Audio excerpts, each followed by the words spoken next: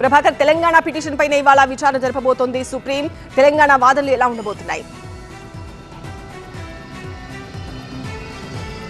పోలవరం నల్లమల సాగర్కి సంబంధించి ముందు నుంచి కూడా రాష్ట్ర ప్రభుత్వం చాలా స్ట్రాంగ్గా ఉంది.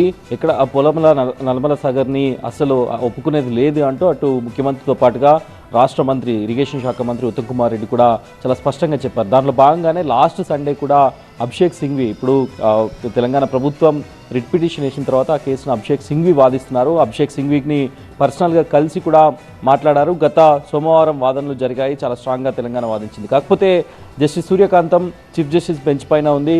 సివిల్ సూట్ దాఖలు చేయాలని చెప్పిన నేపథ్యంలో ఈ రోజు కూడా వాదనలు ప్రధానంగా దీనిపైనే జరగబోతున్నాయి. గోదావరి వాటాలో దాదాపు 200కు పైగా టీఎంసీలను అదనంగా వాడుకోవడానికి ఏపీ ప్రభుత్వం కుట్ర చేస్తుంది, ఏపీ ప్రభుత్వం చెప్తుంది అంటూ తెలంగాణ ప్రభుత్వం పేర్కొంటుంది. దాన్ని ఇప్పటికే ఈ ప్రాజెక్టులను ఏపీ ప్రభుత్వానికి సంబంధించిన తీరును మహారాష్ట్ర, కర్ణాటక కూడా వ్యతిరేకిస్తున్నాయి. అయినా కూడా వాళ్ళు రియలైజ్ కావట్లేదు అంటూ మంత్రి ఉత్తమ్ కుమార్ రెడ్డి చెప్పిన పరిస్థితి కనిపించింది. దానిలో భాగంగానే ఈరోజు వాదనలు చాలా బలంగా వినిపించబోతున్నారు.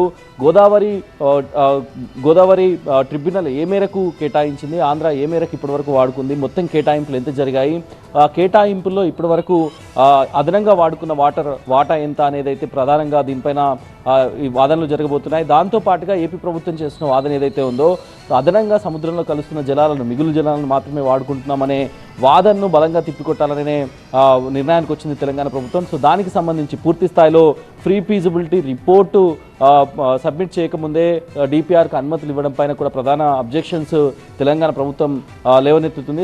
వీటన్నింటిపైన కూడా ఈరోజు వాదనలు జరగనున్నాయి. ఏజీ సుదర్శన్ రెడ్డితో పాటుగా అభిషేక్ సింఘ్వి తెలంగాణ కేసును వాదిస్తున్నారు. ఇక్కడ నుంచి ముఖ్యమంత్రితో పాటుగా ఉత్తమ్ కుమార్ రెడ్డి, ఇరిగేషన్ శాఖ మంత్రి ఉత్తమ్ కుమార్ రెడ్డి కూడా కేసును పూర్తి స్థాయిలో అబ్జర్వ్ చేయనున్నారు. వాదనలు కూడా పూర్తి స్థాయిలో విన్నున్నారు. అవసరం అయితే మరొకసారి దీనిపైన చర్చించడానికి రెడీగా ఉన్నామంటూ కూడా సీఎం చెప్పారు.